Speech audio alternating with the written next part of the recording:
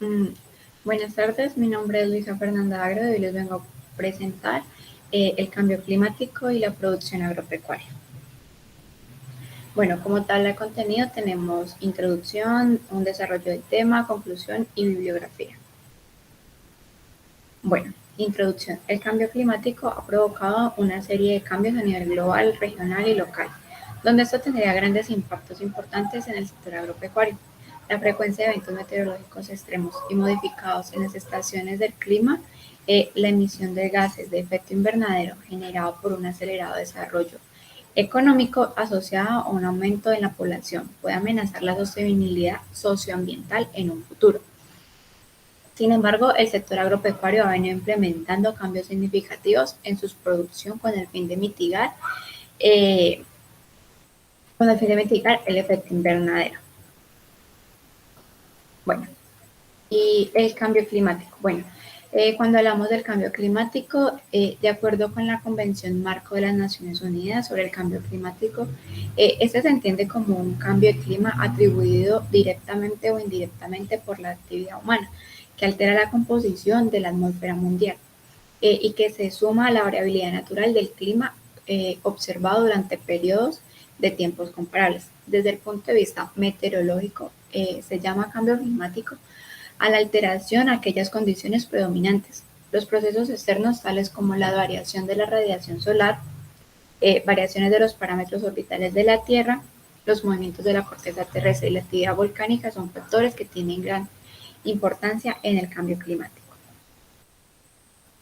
Mm, ¿Qué es la producción agropecuaria? Bueno, el sector agropecuario juega un papel importante en la economía a nivel mundial. El principal objetivo de la producción agropecuaria es la explotación y aprovechamiento de los recursos naturales, que son realizados para las empresas agrícolas y ganaderas. En consecuencia, el mercado agropecuario está conformado por dichas empresas que se encargan de ofrecer a los consumidores los recursos extraídos. Bueno, la agricultura y el cambio climático. El agrícola es el sector con más emisiones de efecto invernadero a escala mundial. Aunque habitualmente se asigna a la agricultura una desprendida del 14% en las emisiones totales de gases de efecto invernadero, si tenemos en cuenta la energía utilizada en la agricultura y los cambios de uso del suelo para aumentar las superficies agrarias, estas emisiones pueden superar hasta el 30% de las totales. La agricultura industrial está incrementando enormemente estas emisiones, mientras que la agroecología supone una alternativa que también es muy atractiva desde el punto de vista del cambio climático. La producción agroecológica no solo emite muchos menos gases invernaderos, sino que también aumenta mucho la capacidad de absorción por el carbono de los suelos. La industrialización agrícola de las últimas décadas tiene importantes implicaciones para el clima. El Grupo Intergubernamental de Expertos sobre el Cambio Climático estima que la agricultura es el responsable de cerca del 14% de las emisiones globales de efecto invernadero, un volumen similar al originado por el sector del transporte. Bueno, algunas fuentes de emisiones del sector agrícola sin incluir los cambios del uso del suelo. Las emisiones más importantes de la agricultura son los óxidos nitrosos, que son producidos en los suelos a partir de los fertilizantes nitrogenados o de síntesis y o abonos orgánicos. Esto equivale al 38%. Le sigue el metano generado por el proceso de digestión de los rumiantes y equivale al 32%, y la descomposición de la materia orgánica en campos de arroz encharcados equivalen al 12%. La quema de biomasa de bosques, matorral, rastrojos, campos de caña de azúcar emite metano y oxígeno nitroso, y esto generado el 11%. La agricultura y el cambio y la agricultura y el clima. El clima sin duda es la principal fuente de riesgo que históricamente ha debido manejarse en la agricultura desde sus inicios como actividad humana. En esencia, el desarrollo de la agricultura ha sido un proceso de adaptación al clima. El desarrollo de la irrigación y de técnicas para mejorar las irregularidades en la disponibilidad de agua en las culturas mesopotámicas y precolombiana de los Andes se cuentan entre los ejemplos más antiguos de la adaptación de la agricultura a los cambios del clima. Históricamente, el origen de ese riesgo ha sido la variabilidad originada en procesos naturales internos al sistema climático. Las sociedades humanas en general fueron capaces de adaptarse con éxito a este tipo de variabilidad climática.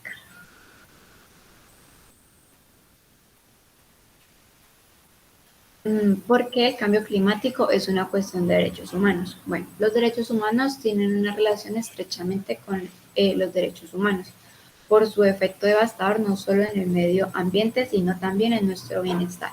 Además de amenazar nuestra propia existencia, el cambio climático está repercutiendo de forma dañina en nuestro derecho a la vida, salud, alimentación, el agua, vivienda y medios de vida. Cuanto más esperen los gobiernos y las empresas industriales para tomar medidas significativas, más difícil será de resolver el problema y mayor será el riesgo de que las emisiones se reduzcan por medio que aumentan la desigualdad en lugar de reducirlas.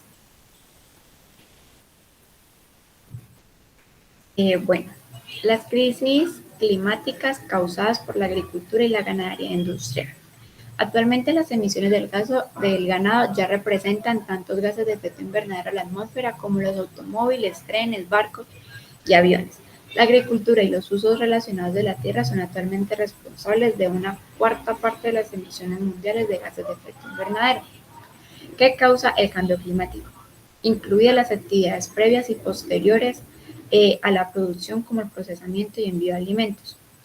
En total, el sistema de producción de alimentos industrial crece hasta el 37% del total de gases de efecto invernadero. Bueno, la ganadería genera más gases de efecto invernadero que los automóviles. Bueno, según el informe, el sector ganadero genera más gases de efecto invernadero, el 18% de medidos de su equivalente de dióxido de carbono es el sector de transporte. El comunicado destaca que la ganadería es además una de las principales causas de la degradación del suelo y de los recursos hídricos. La FAO explica que la ganadería usa el 30% de la superficie terrestre del planeta en pastizales y el 33% de la superficie cultivable para producir forraje. La tala de bosques para pastos es una de las principales causas de la deforestación, en especial en Latinoamérica. Por ejemplo, el 70% de la foresta desaparece en la zona de las Amazonas, se ha dedicado a los pastizales. Bueno, y aquí un ejemplo de cómo la agricultura hace parte del cambio climático. Problemas y limitaciones de la producción del arroz. Ella tiene 3 factores: clima, suelo y agua. Bueno, clima. Los factores climáticos tales como la temperatura, radiación solar y el viento tienen influencia sobre el rendimiento del arroz, ya que afecta el crecimiento de la planta y los procesos fisiológicos relacionados con la formación del grano. También va relacionado con las plagas y las enfermedades. Temperatura. Las altas y bajas temperaturas por encima y por debajo de los límites críticos afecta el rendimiento del grano, ya que inciden sobre el macullaje y la formación de espiguillas y la maduración. Las bajas temperaturas limitan a la duración del periodo y la tasa de crecimiento y el desarrollo de las plantas de arroz. Los suelos. Las mayores limitaciones de suelos para la producción de arroz son la erosión. La erosión del suelo es un problema en el cultivo de arroz, del secano y cuando el arroz se cultiva en laderas. Esto se puede hacer: evitar el cultivo en laderas, minimizar la labranza, construir contornos, ajas y terrazas y labrar la tierra. La deficiencia de nutrientes y toxicidad, deficiencia de zinc, deficiencia de manganeso, toxicidad de aluminio. Bueno, el agua. El nivel recomendado de agua o de humedad en el suelo es esencial para mantener un adecuado manejo de los nutrientes y de las malezas, y de las pestes y enfermedades. Efecto de exceso de agua sobre el crecimiento y el rendimiento. Las áreas con exceso de agua se dividen en 3 categorías: aguas profundas, inundaciones y sumergibles. Las áreas inundadas incluyen áreas de aguas profundas marginales, áreas bajas y áreas cubiertas por las mareas marinas. El agua con una profundidad de 150 centímetros permanece en estas áreas por varios meses. Bueno, y estas son algunas medidas de mitigación y adaptación al cambio climático. El cambio climático es una batalla difícil de ganar, pero con esfuerzo de todas las medidas de mitigación adecuadas podemos minimizar los daños. Primer punto: mejorar la eficiencia energética. Debemos apostar a las energías renovables, fomentar la movilidad sostenible, reforestar los bosques y restaurar los ecosistemas dañados, diversificar los cultivos para que se adapten mejor a los climas más cambiantes. Bueno, y como conclusión, el Estado debe canalizar todas las ayudas económicas que parecen arrítmicas, ya que se enfatizan en medidas desesperadas de previsión de interés de los poderes ocultos. La atención a la población en condiciones de vulnerabilidad deben ser integral y los diferentes programas con tiempos de permanencia. Por otra parte, no vale ningún esfuerzo empresarial o estatal si no se cuenta con las herramientas de control y acompañamiento con el ánimo de generar una cohesión entre las diferentes políticas. Es importante que la agronomía, la agricultura usen las licencias para así hacer un buen uso y así garantizar que todo lo que se dañe o todo lo que se use en exceso se pueda volver a recuperar y así podamos disminuir el efecto de gases invernaderos y el cambio climático. Esta es la bibliografía y muchas gracias a todos por la atención prestada.